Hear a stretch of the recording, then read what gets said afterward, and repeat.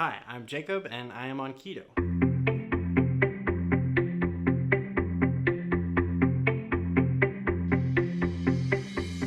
So, keto is a way of fundamentally changing your diet to make your body change how it processes food. You limit most of your carbs, and in place of those carbs, you eat a lot of fat. And then your body, instead of holding onto those carbs, it burns the fat. So many people, when I tell them that I'm on keto, they say, "Oh, that's horrible for you. That's so bad." And they say, "That's dangerous." But I think there's just a ton of misinformation in general, and there's a ton of people that don't do the diet correctly. A lot of people think that keto is just eating bacon and cheese all day. And when I talk to a lot of people that have done keto in the past, that's what they say that they've eaten is just a ton of bacon and a ton of cheese. But that is not how you do keto healthy. In order to do keto, you need to be eating a lot of fat, a moderate amount of protein, and very low carbs, like less than 25 grams of carbs a day. And some of those foods that are the quote-unquote staples of the bad keto, we call it dirty keto, those are actually higher in protein than fat.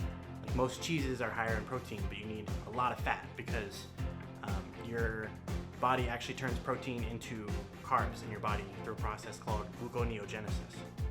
So I'm mainly on keto because I have hypothyroidism. That's a condition where you don't produce a lot of thyroid hormone, which is one of your main metabolic hormones. It regulates your immune system and also regulates how efficiently you burn calories. So because I have hypothyroidism, it's been very difficult to lose weight with just calorie restriction alone, as well as soon as you start to restrict your calories, you also lower your basal metabolic rate, or BMR. That's the average amount of calories you need per day to sustain your health, to sustain your weight. I think a lot of people have issue cutting carbs, mainly because a lot of sources of carbs are also high sources of fiber. So when you start the keto diet, it becomes very difficult. So this is my keto breath reader. It reads the acetone on your breath. So when your body is in a state of ketosis, you produce a lot of extra acetone in your breath. And pretty much what this reader does is it compares the level of acetone that it's getting right now to compare to the level of acetone in my breath. So if I wait just a second, it should be ready to go.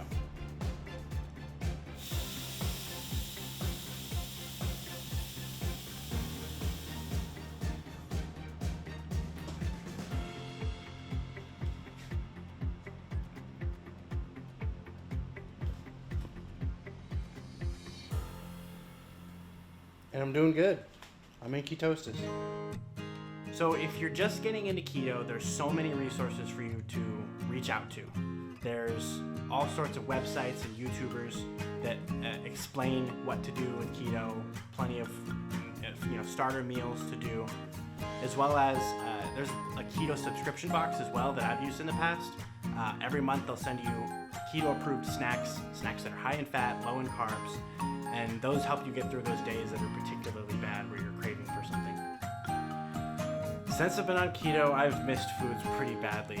At one point, I asked my wife to order pizza and I wanted to watch her eat it because I missed pizza so bad. So, Making deviled eggs. deviled eggs? Yeah. Keto deviled eggs.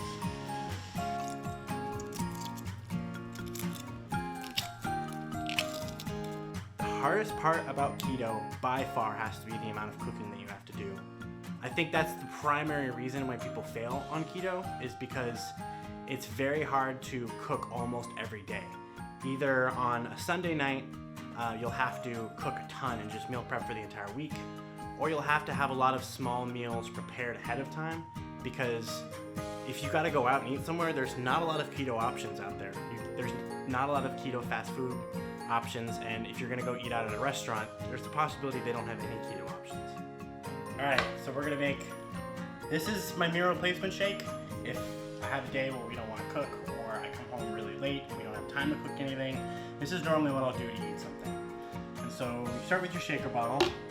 I like to use macadamia milk or almond milk, but get a good base in there.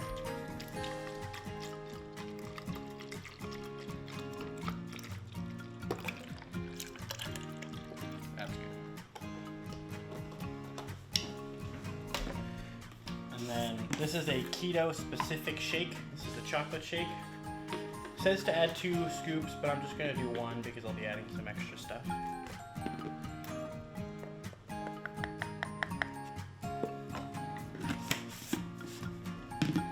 And then this is MCT oil. So medium chain triglycerides are oils that you break down easier into ketones. So I'm just gonna add about a tablespoon of these. That's good. And then this is actually organic fair trade cacao powder. So it's processed less than cocoa powder, and it's just pure chocolate. I'm just gonna add a scoop of that.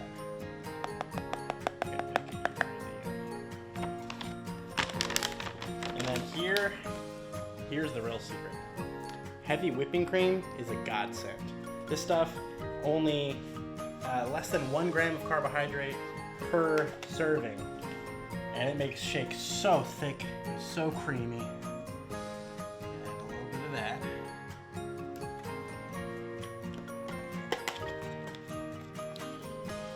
And then lastly, we are gonna add a scoop of monk fruit. So monk fruit is an artificial sweetener that is a 1-to-1 sugar replacement. It's not glycemic, it's 0 calories, and it tastes just like sugar. It's better than Splenda, sucralose, any of those.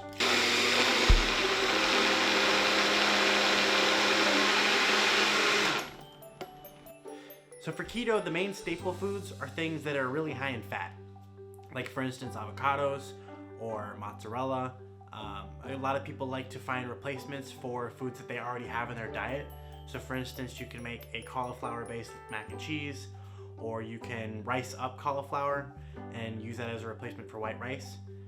I like to use a low-carb tortilla that I found that's 3 grams of net carbs, and I can have like 2 of those in a day and still be okay.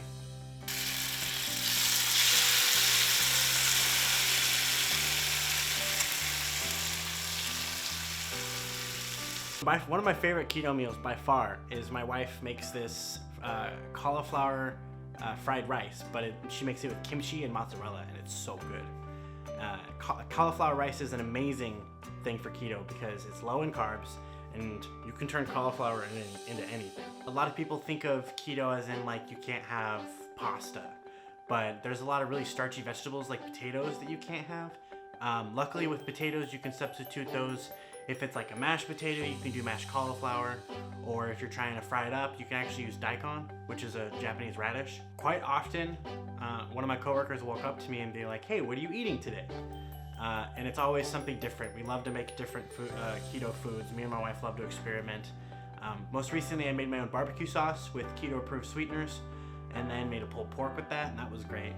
But my coworkers are always really interested to see what sort of things that I'm introducing into my diet, whether it's a new keto bread that I made or something that they wouldn't traditionally think you can have on keto.